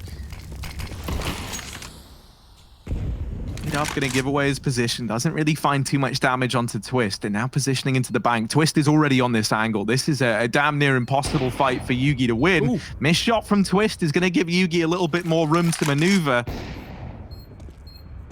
Sneak out into the open. Oh, lands the no-scope on a Rez, and now the 1v1. Twist hidden on the truck, trying to ride away with this round, and Yugi gets no scope back, a bit of a taste of his own medicine. NiP 16 on the board. They tie this up once again. Last round of the first half of OT about to begin. And I feel like the team that is able to take this 2-round lead, or sorry, like the 1-round lead, I guess, it is the one that might be sure to get this over the line, because both of these halves have felt so competitive. NiP desperately trying to make all this comeback not be in vain. They're going to stack up outside of the B site early on. Nade stack onto the boost, doesn't find any damage, and that's going to give away. NiP have a lot of players stacked up over here towards Monster. It's only going to get confirmed further by the fact that Astralis have 2 in middle spotting as well. So NiP, they've gone for a lot of BXX in regulation, and Astralis going to be ready for it now. Magist, big push up. He finds Hampus. He knew it was coming. The barrel poked round the corner and gave Magist a bit of information. NiP leaving B, I think, is the right call here, especially after that kill. Astralis is stacked lower, and they've actually fallen back a little bit. Denied information is Dupree, but he still holds onto the toilets. Smoke at the front side of it. NiP are going to walk through that smoke. Ooh, that is a crazy play, but they've actually traded positions with Dupree, who's gone on the outside. This is good for him, though, because if they commit, if they go into this orbit Device, well, he may be on a bit of a shopping block. Dupree is on a flank, and he can do so much work from behind. Device showing what he can do with this orb, finding Twist, who's been the clutch king for NiP. This round might be Astralis' after all, but the trades blink, and you miss it. They're back in favor of the Swedes. Device dead on the site. Nork was ready for the rapid Dupree, who maybe pushed maybe 2 seconds too early, and NiP find a plant. Snappy finds a timing, but Nork is in the toilet, so any noise Snappy makes is going to get heard. Oh, flash goes up, Molotov's extinguished, but Plopsky holding the smoke. He's mowed them both down. Snappy falls after, And NiP, they win out this first half of overtime, 17-16. For anyone who is just tuning in, this has been such a ludicrous third map in this series. There was a time where NiP are 8-2 up. Then coming into the second half, after a stellar comeback to go, 9-6 in the half, or 8-7 in the half, rather, Astralis are the ones to reach match and series point first. Then NiP go on a 5-round streak of their own to take us to overtime, and now it's them sat in the driver's seat. The magic number we're looking for is 19 rounds, and NiP, they're just 2 away from getting there. Twist and his AWP does get bested over towards long by Device. An early man advantage taken here for Astralis, as now they might look to slow things down a little bit. Yeah, with the overtime, everything goes out the window, but I want to draw, you know, the conversation of regulation back into play. The first half, Astralis went down 8-2 to the CT side of NiP, and, you know, it took them a while to recover, but when they did, when they figured out the solution, they got 5 at the end of the half. Is that going to be... Oh, wow, what a shot. Device, he's had enough. Look at him, he's just running in. He's going to take him down with a pistol, and on a 3K at the moment, maybe even trying to ace this. Magist will steal away 1, but at this point, Astralis is just happy to have the round. It's not done yet, though. Plopsky, he has really gotten back into this game from a slow start in the first half. Device up close, Plopsky's found him, 5 bullets in the mag, and, well, might need to reload. The grenade is going to make matters worse, and Plopsky, surely no chance of this clutch. The second Yugi gets contact, Magist will swing, and there's no way Plopsky's going to be able to isolate these fights. Reload has to come through. Here comes the push. Magist is out wide, and he waits for no one. Astralis up to 17. And boy, oh boy, Device, man, he has been a pleasure to watch today. Look at this hunt onto Nork.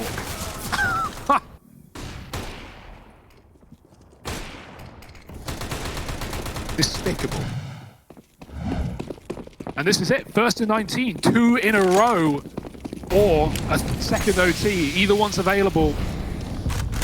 The AWPs are out in full force. We've not had Nork on a CT AWP all game long, but it's nice to see him with his weapon of choice alongside Twist. Twist being up in the toilets alongside Nork, playing short, set up with Rez. So very heavy towards A. Astralis are working connector right now into Rez, and they will find that kill. He has an off angle, but it doesn't deter Dupree finding that pick and moving up to mid against these AWPs. Oh, Yugi answering the call, delivers a double, and that there has opened up a path into this B-bomb site for Astralis. They're rotating back, they're quick off the mark to try and seize this opportunity while they've got it, and a bomb plant will be found at a bare minimum here for Astralis in a 4-on-2. Twist and Nork on the other side, double AWP in the retake. I often say this is anything but ideal. It's going to be hard to find these kills required. Astralis not going to give anything up, and as Twist is forced to commit into the site, he swings on in, Snappy's holding for him. Nork gets dinked as well, and that's him retreating from this round. Astralis, they're going to reach match and series point first once again. 18 rounds to their name. NiP, they need 1 to lock in a double overtime after this, or else Astralis will be walking away with the victory, and this entire comeback that NiP had to attempt is all in vain. And Device might even take the AWP away. Nork, the AWP isn't even a guarantee. Ooh. They've just missed the timing. It's the misroll of the dice. Oh, Nork missing that shot. Magic and Snappy died to the bomb, and Device gets the kill. It's chaos at the end of the round. Ultimately, though, Magisk and Snappy dying hurts nowhere near as much as it does losing Nork's AWP at the end of that round. Yeah. He only had $2,000, so his money is gone.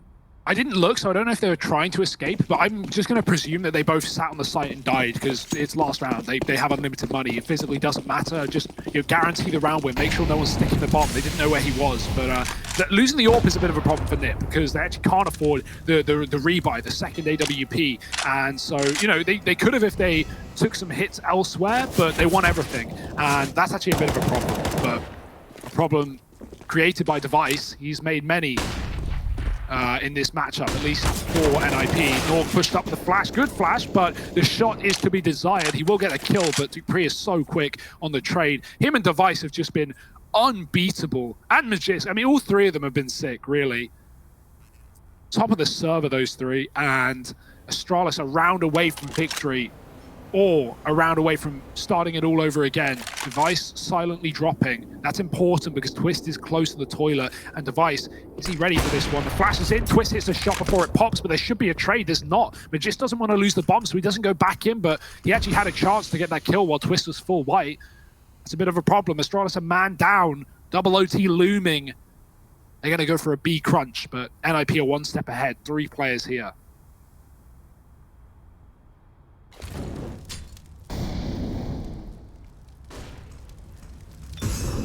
Rotation's already coming through, and Plopsky's just spotted the man of monster. The flash dodged, and Plopsky able to offer up the kill. NiP trying to take us to a second overtime, and it's looking like they're going to get us there. Dupree left in the clutch, but a 1v4 that's not happening. We're running it back again. Woo. Double overtime, Hugo. I've got nowhere else to be, Harry. Let's do it. Let's just keep going. Why not? Spend the entire day here on Overpass. Yeah, I'm glad it's on this map as well, right? Like the other two, not really blowouts, but Train was a 15-7 that NiP took a while to close, and then Nuke was, Nuke was a blowout. 11-4 T-side for Astralis, 16-8 finish. The second they got guns, they closed the map. So, yeah, this is nice to end it all competitively, but who will end it is the question, and when will they end it? Will they end it? Will they end it? So many questions, so little answers, but Norg looks to provide a bit of sustenance in this round. He pushes towards the short area with one. Plopsky escapes, luckily enough, as the B play comes through, and he full white, saves his teammate on the barrels. Dupree had that kill dead to right, but instead NiP hold the advantage as Astralis commit through the monster tunnel.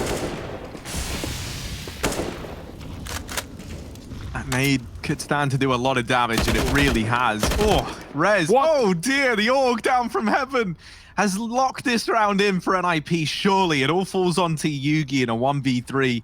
47 points of health and a player over at short side. Yugi getting pressured from seemingly every angle, just doesn't know where to look. And it's NiP to find the first in our second overtime. 19 rounds to their name. For anyone wondering, 22 is the magic number we are looking for. This was filthy from Rez. Yeah. Oh, so clean. And there's a tiny gap in the smoke, but because of the height advantage, it like massively favors him. And of course, he has a scope as well, which certainly doesn't hurt. Taking a scope in this round off of his mid spawn, he will give it back to Twist, but he's looking for a pick, and he hits a shot. He hits a 14 damage orb shot.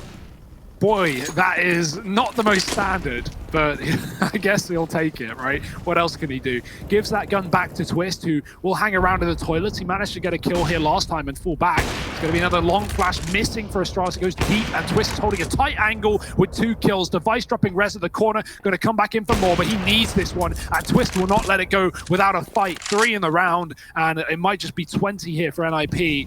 Astralis have 2 men up to stop this.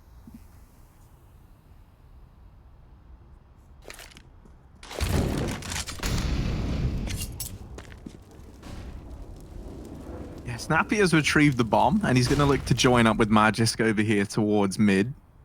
But there still isn't a lot for Astralis to go off of in this round. And to make matters worse, Plopsky's position down towards short allows for a pretty heavy lean in towards this A bomb site from NiP.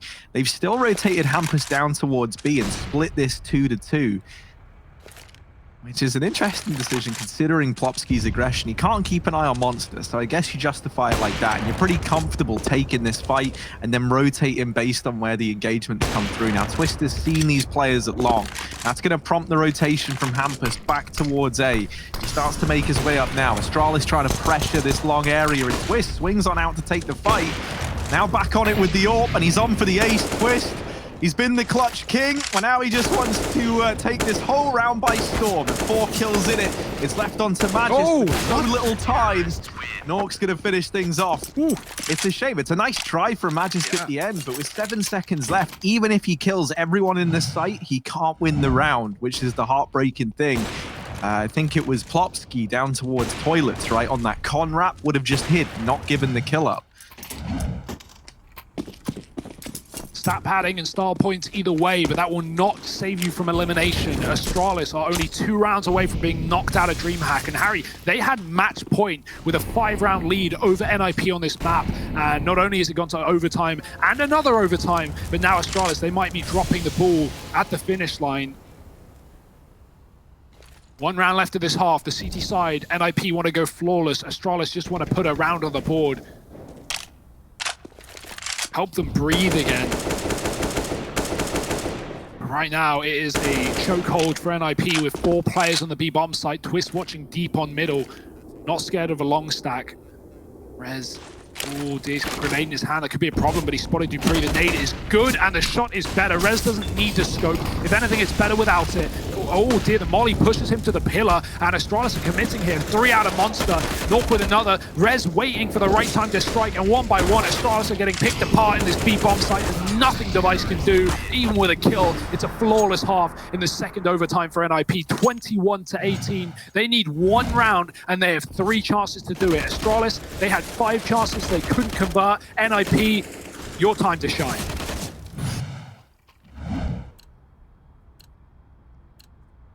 And I don't even want this series to end. Like, you know, we've gone on this long. Why don't we play another OT? Let's run it back. But it's going to take a lot from Astralis to get us there. Device has done a lot. He really has. Kills. And it's like, how much more can you expect him to do? He's donning the AWP again, and this time he's taking it over towards long. But NiP, they really picked the pace up. And that's the thing. NiP has a lot of freedom right now. They're no longer, like, they've already got another OT in the back pocket at the very, very least. And so in these rounds, especially in this first round of the second half of OT, they can just do something wild. And they've picked up the pace. They've gone really, really quick in through mid. And Astralis don't know. NiP have got the A-bomb site, and Astralis with this double long hold, they do have players looking back, but it's dawned on them too late. And now they have to communicate to the guys down on B. All right, so yeah, they do actually have A. And as they try and rotate up, Yugi just... What? They knew they were in the site. I don't understand what... That's such a blunder from Astralis. They run in with knives out, and they lose players on the rotate in towards A. This surely can't be how it all falls apart. For Astralis, Device delivers 1, but can he get any more? Nork is still holding down the rotations, and it's all on Dupree. 1v4, it's not happening. NiP take the victory. The second overtime required to get them there. But they'll win this series out, and they send Astralis home. Yeah, I mean, you know, commiserations to Astralis here, right? Obviously, they come in without their full roster. They've been having a rough week, a week of Blast, and I don't want to say it's what we expected, but I think it's what a lot of people thought would happen. And, you know, Astralis, they put up a fight, man. They had 15-10. They had the series in the palm of their hand, and they drop it in double overtime. That last round as well, Harry, you know, there are arguments to be made. Dupree spots him on long. He maybe thinks that, oh, you know, that's the first guy in the site. No, it wasn't. You know, NiP had already pushed through further to CT. There's a lot of work for Astralis to do with this roster, and they said if they get eliminated from this tournament, they're going to take a vacation. I think that is the right thing to do as well, right? Like, get away from the game, get your heads back together, and come back in performing as you should be. But for NiP, congratulations, a massive win, and they move on to face Vitality. What a day, Harry. Yeah, man, I couldn't think of a better way to end it as well. Like, we get overtimes out of that game, we get everyone popping up. A little bit of a sour way to end everything in, like, the grand scheme of things. That round really did fall apart, but a great series. And Astralis, you know, they fought hard, they tried their best, but NiP emerged victorious. And I think for a lot of people that, you know, you're quite happy about that. NiP, you want them to keep on rising. That's all for you and I, though. There's still more Counter-Strike to come, so don't you guys go anywhere. We'll be back after a quick break.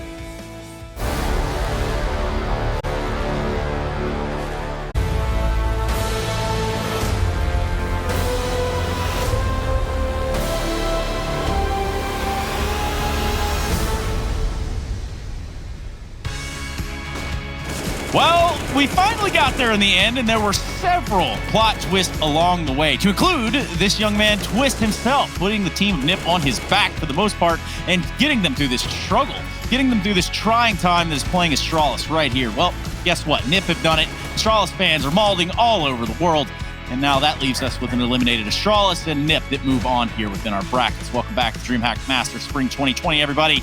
And of course, there's going to be a load of NiP highlights. Of course there is. You look at all the twists, you look at all the shots. They're all right here for you to digest, for you to consume, for you to enjoy. I've got Jacob and you have Matthew with me to help. Here to help me break it down. That was Hello. a good game. That was a very good game. It was looking like we expected, say, an Overpass in the beginning, right? NiP all over the place, then all of a sudden Astralis fighting back and actually giving us a good show. I was very impressed by NiP in the sense that they fought back. I thought that would be it, right? When they go down 15-11 against a team like Astralis, they know they're supposed to beat Astralis. They know it's not even supposed to be a close game, and yet Twist has to pull up, what is it, 3-1 versus 1, I believe, in 5 rounds in order to even push it to OT. So they're showing some resilience, and as for Astralis, that's going to sting a little bit. They were so close of doing the imaginable. Yeah, I mean, Matthew, I want you to look at this, and I want you to tell me any other world where NiP wins this if Twist doesn't pull off some of those heroics. Oh, you're absolutely right. He stayed today, and as an Astralis fan, I had a little bit of sweat behind my knees. I'm not gonna lie, that wasn't easy to watch. Twist was absolutely amazing, and it's also a good sign for NiP that there can be a turnover in terms of who carries the game, because the map before that, Nog was actually at the top of the food chain. Now it's actually Twist who showed up, which is great. It means that many different players can do it. I still believe that we should not qualify that as a success for NiP. They barely scraped by the victory against a new roster from Astralis in a different, or rather difficult position. So the job is done. The job is done. They stay alive in the tournament. They will fight another day. They will have other BO3s to play. But I think they just let go a little bit too much. It shouldn't have been that complicated, judging by the map pool they had and the players they have on that roster. Well, let's talk a little bit about this NiP roster. I mean, obviously, we're going to have the opportunity to talk more about Astralis, but for NiP, I mean, one thing that's exciting to me is the fact that Nock is stepping up, and not only with an AWP, this guy's also picking out rifles, which I think adds a little bit of versatility to the NiP side, especially when you have a guy like Twist, who is hitting his shots, who is in that stride, especially on a map like Overpass, and the last one of a series where you've actually got a crippled Astralis, a rather limping Astralis right here, and now is your time to succeed, and they did it, Jacob. They sure did, and it was good to see Twist coming in and taking that role, I guess. Maniac said it pretty well. We're talking about it. Nog didn't have a great game on Overpass. He wasn't that demanding. He wasn't hitting his shots. And then you have Twist coming in and just taking over that role with the AWP. Device had a great game again. He was super good on Nuke. He was potentially even better on Overpass, creating a lot of chaos for NiP and doing a lot of work with the AWP. So no response from Nog. It was super important that Twist came in and picked up that role. And again, it just shows to me that NiP is a team that is slowly but surely maturing a little bit, figuring out the roles, they're being versatile, just like we knew Astralis was in the beginning when, back in the old days when Kerrigan could all of a sudden AWP instead of Device and all that kind of stuff. So you have two very potent AWP players, and if one is not feeling it, well, Twist picked it up and he saved the day for NiP, and to me, that's a great sign for the future as well. Now, I did promise that we would get to talk about Astralis, so we might as well begin that right about here. Matthew, you said you're a big fan. You said that you thought that this project was going to carry through, but really and truly, this is not where Astralis want to be as a brand or as a team. We can see that. There's a ton of questions that we have around the lineup itself, but where do you see them most vulnerable? Most vulnerable right now? Well, the problem is we don't really know what's to come with that roster. I doubt that all of these players will stay. Obviously, Snappy is on his way out. Estetag is waiting on the bench to jump in. Yuki's position in that lineup to me is very debatable. As a player, I'm not exactly sure he has what it takes to fight against the top level. I mean, we can look at the bright side as well. I think two names that we have to mention would be the ones of Device and Dupree. They've been actually raining havoc in that BO3, even though they go out as losers in that game. They did a very good job. They made life super complicated and hard for NiP. And I think these are the two players suited the best to kind of find their way amidst the chaos, because this Astralis right now, it's a complicated project for sure. They tweeted they might take a vacation. They might take some time to relax. And I think that's the right move. I think it's the right move on short term. And, I'm looking at this in a much bigger picture. I think that you are right. They need to go back. They need to recollect and sort of recompose themselves. We talk about refocus all the time, and this is something for Astralis. This is that moment where they're going to get that opportunity. Then there's obviously talk about what lineup they're going to finish out with. But you know what? That's all speculation. That's all that we can know. I think their 7th or 8th player is going to be Jacob Pimvinicky. But then we don't have time to talk about that. Fortunately enough, it works out that we get to talk to Hampus instead. I believe from the NiP side. Yes, sir. Hello. Okay. Tell me, my friend, just how sweaty did it get in the office today? Yeah, it's really sweaty, to be honest. So, all right, we look at this game, and for NiP, for you guys to come in here, you look like the better team. You seemingly are the better team in a weird sort of way. But for you, when you see a teammate like Twist just popping off and hitting all the shots, pushing you into OT, can you talk to me about that feeling itself? Yeah, it just feels amazing, to be able to trust all your teammates and just know that everyone is just so good, so everyone can win any round. And now today Twist, he won 4 clutches in a row or something to get us to OT. So this game is thanks to him. Hampus, it's not a secret that this is a step up in your career. How do you find yourself in NiP so far? I guess there's a lot of pressure added from the public, from the community, but also in terms of you as a player. You're now finding yourself in a team that, dare say, is supposed to be a top 10 team at the very least. Do you feel that pressure, or you're more like, this is exciting, this is something that I want to? Yeah, I feel more like that. It's really exciting. Like I want a challenge, to challenge myself and just get better and better every day. And I feel like just every day from just playing with the guys, I just feel that I just like absorb the knowledge they have, So I learn every day. And you're able to learn them stuff as well. Yeah. I want to ask you about when you had your backs against the wall. You made a great comeback in that game. Can you tell me a little bit, how was the team speak? How was the atmosphere when you had to save all these rounds? Were you guys calm? Was it excited? We were pretty calm, I think. Like it was... Yeah, we really focused on the game, and we just calm and played.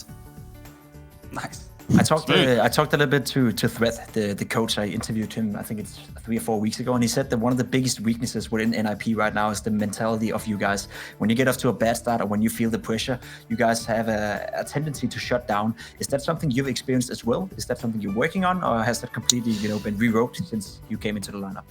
I think yeah, it's a good question. I think most of the games we get a pretty good start. Like we're often like up 7-0, 7-1, and then we start losing like 5 rounds in a row. So I think that is the main problem we have now, that we need to keep I don't really know what the word is, but we need to keep winning at least when we're up like 7-1. Keep the composure and stay calm again. Yeah, keep the composure.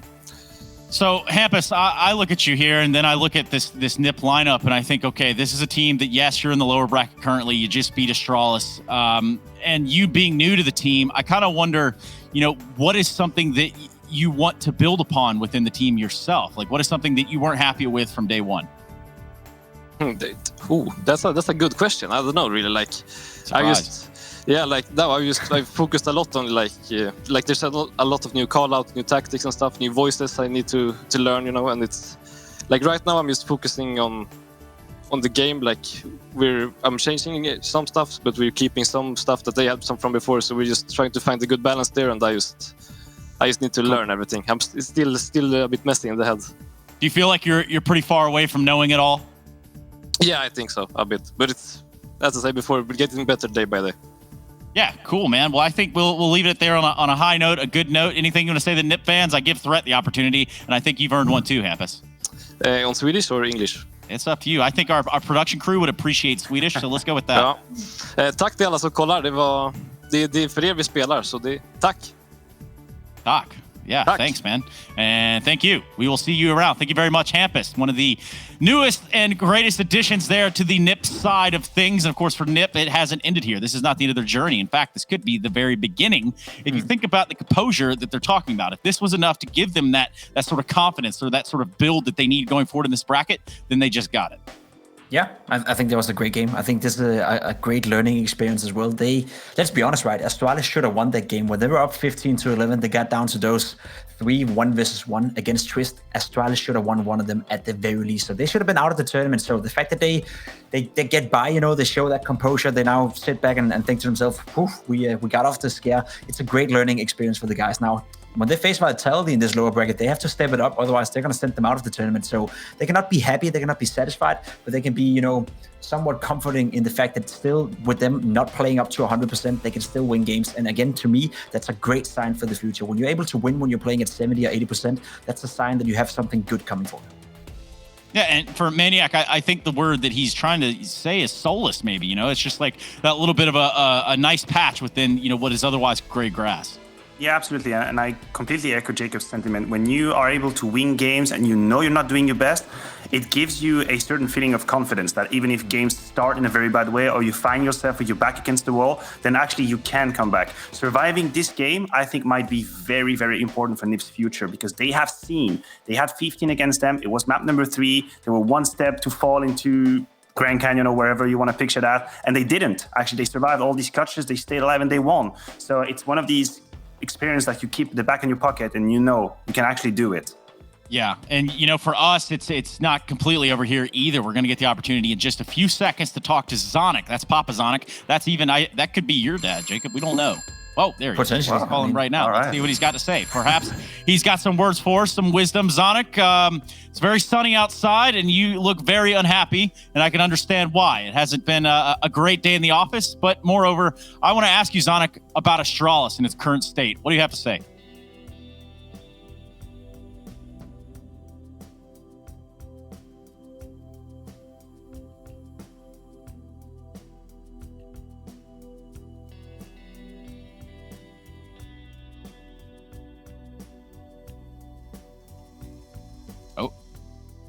So there's a bit of a problem here, Mr. Danny, and it appears that we can hear each other. And I think it would be even cooler if me and you could just have a conversation right here without Twitch chat. But I don't think that that's really how this works. So unfortunately, I am going to have to let you go in this moment. And I do think that we are going to be. Yeah, I know, man. Big hearts to you though, and big hearts to the rest of the Astralis camp as you guys try to piece it all back together and put it all back into one place. Thank you for your time, Danny. There he goes. I can do my best Sonic impression. You can ask me the questions, and we can take it. Okay, let's go for it for a second. That's okay. a dangerous game. It is a dangerous game. You are correct. That could be it as well. So, Zonic, aka Jacob Pimp Vinicky, Astralis not looking so good right now. What do you have to say on behalf of your team? I think what Sonic would have said is something along the lines of, yes, they know they're in a rough spot. Yes, they know it's not going their way. And yes, they know that the current iteration of Astralis is not the Astralis we know them to be. It's a team that is...